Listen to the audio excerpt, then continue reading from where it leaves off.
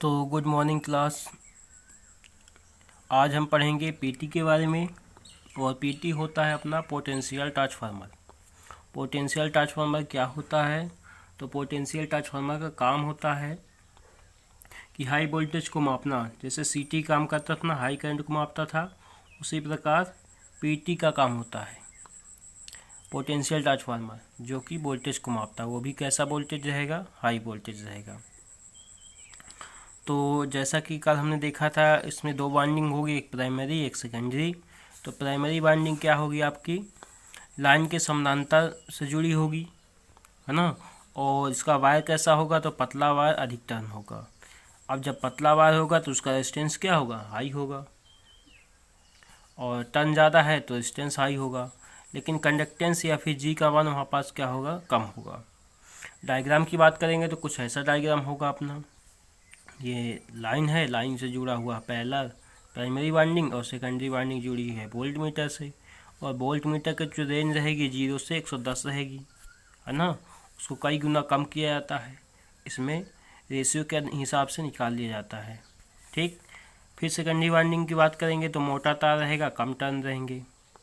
तो जब मोटा तार है तो रेजिस्टेंस कम रहेगा, और जब रेजिस्टेंस कम हो जाएगा तो कंडक्टेंस या चालकता क्या हो जाएगी? उसकी ज़्यादा हो जाएगी। ट्रांसफार्मर की बात करेंगे तो कौन सा ट्रांसफार्मर रहेगा? स्टेप डाउन प्रकार का रहेगा, क्योंकि पोटेंशियल ट्रांसफार्मर है। तो ट्रांसफार्मर की अगर बात करेंगे तो स्टेप डाउन ट्रांसफार्मर होगा, क्योंकि ये क्या करता है? वोल्टेज को कम करेगा, तभी तो हाई वोल्टेज को मापेंगे, है ना। फिर अपना अगला रहेगा कैपेसिटर बैंक। अब कैपेसिटर बैंक क्या होगा? कैपेसिटर का बैंक होगा, मतलब जैसे ब्लड बैंक होता है, कैश बैंक होता है, उसी प्रकार कैपेसिटर बैंक है। इसमें कैपेसिटर बहुत सारे होंगे। इसमें क्या करता है? लाइन का कैपेसिटर अगर डाउन हो जाता है तो उसको बढ़ाने का काम करता है ना। तो कैपेसिटर लगा होता है। कनेक्शन की बात करेंगे तो समानांतर में लगा होता है, क्योंकि समानांतर में जब कैपेसिटर लगता है तभी पावर फैक्टर बढ़ाता है। सीरीज में लगता है तो एक फेज को दो भागों में तोड़ने का काम करता है। ठीक है। बाकी पावर फैक्टर की बात करेंगे तो कई तरीके से बढ़ाया जा सकता है, कैपेसिटर से, सिंक्रोनस मोटर से, या फिर फेज एडवांसर की सहायता से। अब रिले की बात करेंगे अगला। रिले क्या करेगा? तो रिले क्या करेगा? फॉल्ट को डिटेक्ट करने का काम करता है। डिटेक्ट करना मतलब इंगित करना। एमसीबी में करेक्शन होता है। ट्रिपिंग धारा कौन सी होगी? डीसी होगी। अब इसमें अगर लॉन्ग लाइन है, मतलब कम ज़्यादा दूरी वाली है, तो महो का इस्तेमाल करेंगे। मीडियम है तो इम्पीडेंस का करेंगे। और शॉर्ट है तो मतलब कम है तो रिएक्टेंस का काम करेंगे। ठीक है। इसी प्रकार देख लेते अर्थिंग देख लेते हैं। तो अर्थिंग क्या होगा? तो अर्थिंग दो प्रकार की होगी। पहला होगा सिस्टम अर्थिंग, दूसरा होगा इक्विपमेंट अर्थिंग।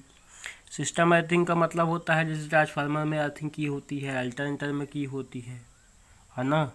तो वो अपनी कहलाती है सिस्टम अर्थिंग। इक्विपमेंट अर्थिंग क्या कहलाएगी? जैसे घर में जो अर्थिंग करते हैं घरेलू कार में, है ना, वो कहलाएगी इक्विपमेंट अर्थिंग। ये तीन प्रकार की होगी, एक प्लेट, पाइप और एक रॉड। प्लेट में क्या होगी? एक प्लेट होगी। पाइप में क्या होगी? एक पाइप होगी। और रॉड में क्या होगी? एक पतली सरिया होगी, है ना। जैसे लोहे की जो सरिया गाड़ देते हैं वो रॉड अर्थिंग हो गई। जब मोटर वगैरह पाइप में जहाँ पानी निकलता है ना, मोटर पंप से, वहीं पास अर्थिंग कर देते, वह पाइप अर्थिंग हो गई। और प्लेट अर्थिंग हमने दिखाई चुकी है, वीडियो पड़ा है, आप देख सकते हैं कि प्लेट अर्थिंग कैसी होती है। इसमें क्या होता है? कॉपर की कुछ प्लेट लेते हैं, या फिर जीआई की भी प्लेट ले सकते हैं। जीआई का रेजिस्टेंस ज़्यादा हो जाता है, कॉपर का कम होता है। तो पाइप अर्थिंग भी, प्लेट अर्थिंग भी देख सकते हैं। अब अगर मान लीजिए इसमें रेंज अगर बात करें कितना रेजिस्टेंस होना चाहिए, तो अगर लार्ज है तो 0.5, मीडियम है तो 1 और स्मॉल है तो 2 ओम होना चाहिए। तो ये रेजिस्टेंस के अलग अलग क्राइटेरिया हैं। ठीक है। तो अर्थिंग कितनी प्रकार की होगी? तो दो प्रकार के, सिस्टम है और एक इक्विपमेंट, बता चुके हैं। अब अर्थिंग क्यों करेंगे? ताकि वहाँ शॉर्ट वगैरह ना लग सके। फिर अपना अगला रहेगा पीएलसीसी।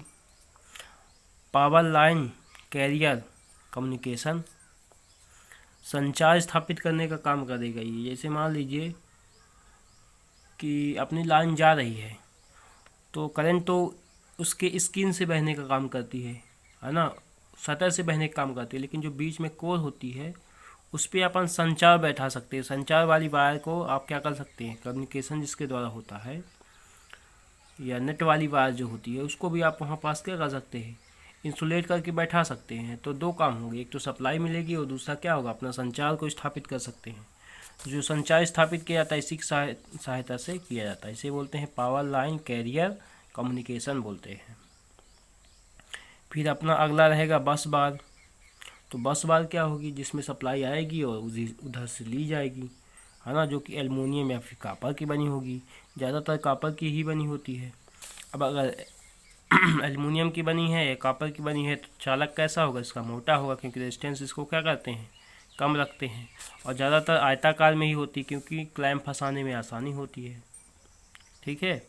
और फिर हाइट की बात करेंगे, जिसकी हाइट कितनी होनी चाहिए, 2.27 मीटर होनी चाहिए, मतलब 2.27 मीटर मैक्सिमम है ये, कि इतनी हाइट इसकी होनी चाहिए।